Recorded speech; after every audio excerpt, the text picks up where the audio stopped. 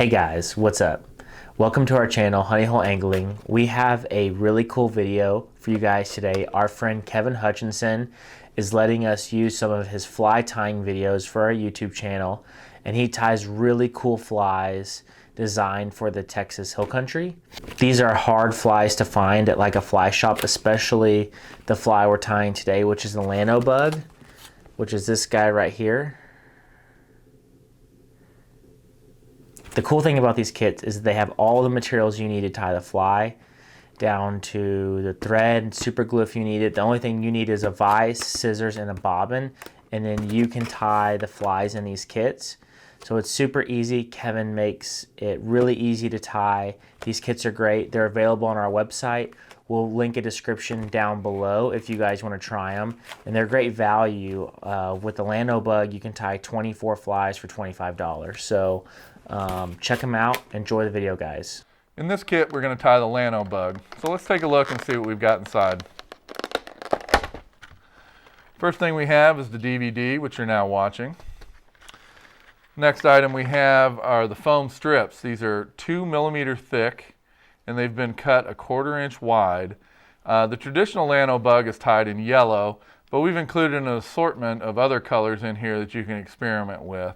Other colors we found work well are different shades of green, gray, and black. So there's an assortment of things in here to play with. You can try your own color combinations.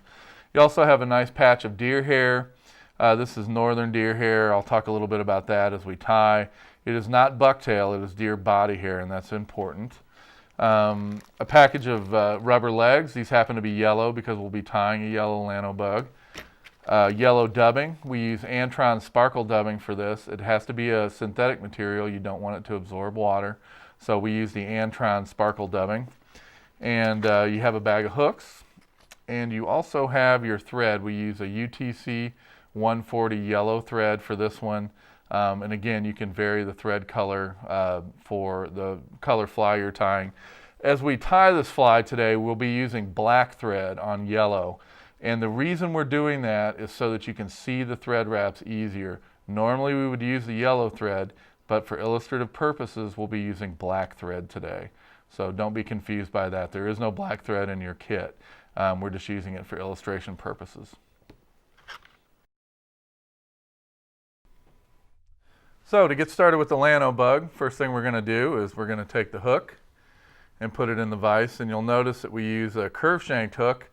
It's a TMCO 200R hook, or any curve shanked hopper hook will work. This is a size 6. That's what the kit comes with.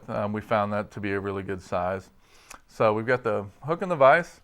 We're going to go ahead and attach our thread. Now remember, we're using black thread to contrast against the yellow. You'll be using yellow thread. That's what you get in your kit. So we're going to start at the front, right behind the eye, and we're going to go ahead and lay a thread base all the way down. Now the reason we lay a thread base down is we want to put a little bit of tackiness on this hook. The hooks are very slippery and we want it to be a little more sticky than that. So we've got a nice thread base all the way down. Don't worry if it's not perfectly spaced, it doesn't need to be. Just as long as you go from the eye of the hook down to the tie-in point. Now the next thing is we're going to take our little 1/4 inch piece of foam and we're going to cut it, and it's going to look just like a little picket fence. So we cut it right into a point. We're going to take that and we're going to tie this down, tying down only half of the point. So the first thread wrap hits in between the point and the back of the taper that you just cut. We're going to go ahead and tie that down with some loose wraps first and then some tight wraps going back. Now, a good way to check this is to fold the foam back over. If you can see thread wraps underneath right here, you haven't gone back far enough. So let's take one more wrap back. There we go. So now you see there's no thread wraps back there. So we've got our foam attached. That's going to be kind of our shell back. So we're ready to go, and we're ready to do some dubbing. So we're going to take our dubbing, peel it off the card, pull out a little bit of dubbing here. And again, we're using Antron dubbing. We want this to float, so we don't want to use something like rabbit or anything like that. We're going to go ahead and attach our dubbing. You can dub one of two ways. You can just take the dubbing and twist a little noodle in it like that and tie that down, and then just simply hold it and wrap the thread along with it. That's the quickest way to dub. And you just simply go up about 3/4 of the way and go back. And again, like most of the flies that we're going to tie, where we're using dubbing or forming a body, we want to have a little bit plumper body in the middle. So again, we just take some of this dubbing, pull it down. It doesn't have to look perfect. That looks a little imperfect though. So let's go back and just pull this dubbing a little bit, make it a little thinner. And you're seeing that black thread showing through. When you're tying this with the yellow thread, it won't show through. Okay, the other way you can dub, and we'll use that technique to kind of finish this up, is you can simply take small portions of the dubbing and spin it onto your thread. Spinning it in one direction, it forms what's called a dubbing noodle that can be slid very easily up the thread.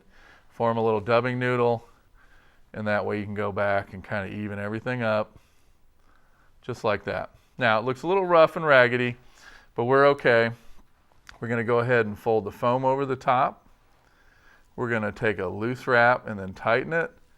1, 2, 3 more wraps, and we're going to advance our thread right up to the eye of the hook. We're going to tighten right over there. 1, 2, 3. We've got a nice little body here. We're going to go ahead and actually smash that down to form a nice flat area. We're going to go ahead and we're going to put our legs on. You have a package of little rubber yellow legs here. Cut off a section about 2 inches long, and you're going to take your fingernail or a bodkin or something and just peel off 2 of them. I like to keep them connected. It's a little bit easier to deal with. And we're going to take 2 sets of 2. Just peel those off, set that off to the side. So we have 2 legs stuck together here. What we're going to do is we're going to tie them on right on top of the body that we just flattened down. Again, take a soft wrap over them and then a few hard wraps to seal them in.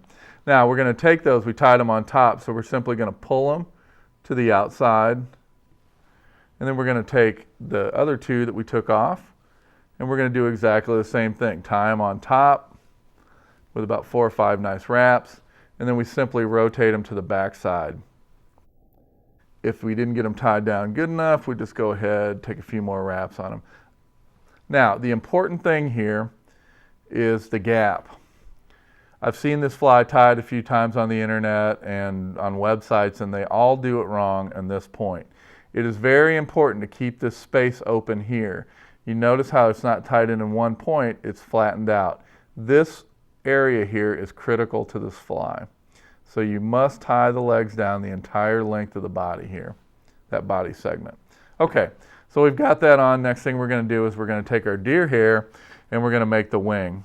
So we're going to take off a little piece of deer hair, and you know, volume is kind of up to you. If you want it to float a little bit higher, you take more off. If you don't want it to float quite as high, don't take as much. Go ahead and hold it, cut it as close as you can to the hide, right down there. That way you can access this other hair behind it. If you cut it off short, it'll be hard to get to that. Now this deer hair is northern deer hair, so it needs to be combed out a little bit. You can use a little mustache comb or a bone comb for tying deer hair like this, or you can just simply use your scissor points. Spread them apart a little bit and just preen through it. And you see you're getting all that under fuzz out. What you want to do is get all this stuff out. It looks like down on a bird. It absorbs water and it's not helping you out at all in the flotation of this fly, so we want to get that out of there. So either use the brush or use your scissor points. Next, you're going to stack it. Notice how the ends of it are all uneven. We're going to stick it in our hair stacker, give it a few taps, pull it out, and the tips are nice and even. Now, if you don't have a hair stacker, all you need to do is simply hold it in your hands and very gently tap on it with your finger like this. And that'll even them up enough to tie them in.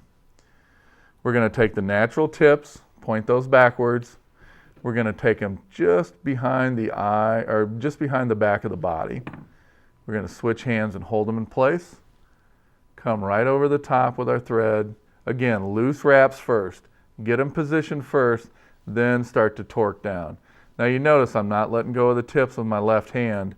I want to cut all this stuff off with my right, So I want to go ahead and make sure that I've got control of those other tips in my left hand. This is a little tricky because you've got rubber legs and everything in the way. So we're going to go ahead and grab everything up, slide our scissors in carefully, clip it. Now if we have other ones that we didn't get, we're simply going to pluck those off. Just like that. And you notice we left a little bit of stubble on there. I'll explain why we do that. It looks kind of like an elk hair caddis, but there's a reason why we do that. All right, we've got the wing tied in, and we left a little bit of stubble here. See just a little bit of that sticking up, and I'll show you why. To strengthen this up, what we're going to do is we're going to take our thread and actually run it right through there. We want this to be tied in really, really solid. Now, you got to make a decision at this point.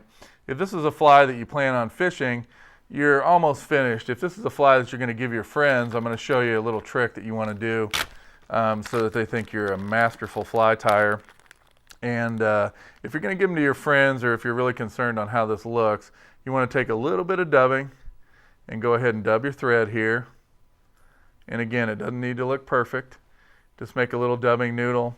And then all you're going to do is dub over the deer hair. That way, when you look at this fly from the bottom, which is the fish's view, it's going to look nice and continuous with no thread wrap. So we've got a little bit of dubbing there. So now the next thing we're going to do, the last thing we're going to do, is we bring our thread all the way back to the rear of that flattened area that we formed a little while ago. We're going to take our foam, we're going to fold it backwards, pull those legs forward. We're going to hold it in place, and we're going to go over it 3 times in the same spot. 1, 2, 3, gently pulling and tightening it up. So now we have a nice little head. Now you can't whip finish this. Foam doesn't like whip finishes. It's too sticky and it's real hard to get the whip finish tool through it. So what I would recommend doing is 3 or 4 nice half hitches right through there. Tightening it up. A little bit of deer hair gets out of place, you just pull it back in place. And then the last thing you're going to do is you're going to actually take your scissors, you're going to slide it underneath here, and you're going to go ahead and clip it, leaving just a little flange here. We found that by leaving that little flange, it protects the deer hair, and the deer hair is less likely to fall off or get chewed off by fish. Now, last move, cut your thread and spread your legs out. So you take your legs, you pop them in your fingers, just like that. Spreads out into 2 legs, so you have 2 legs on each side. If they're a little uneven, you can pull on them. They're not like the silicone legs that you use on the Swamp Monster. These things are pretty tough. You can pull on them a little bit. And there you have it, a finished Llano Bug, ready to fish. Hey guys, I really appreciate you watching our video. I hope you found Kevin's information helpful. Kevin is a guide, and you can charter him for a guided trip on the Texas Hill Country. He loves fishing in the San Marcos River, the Llano River. I'm going to link his website down below. You guys can go on his website and book a trip with him. It is going to be an amazing trip if you decide to do that. And guys, thank you so much for watching. We really appreciate it. We've grown. We feel like we've been growing really fast, and that's thanks to you. And we have a couple giveaways coming up, so stay tuned. We'll see you on the next one.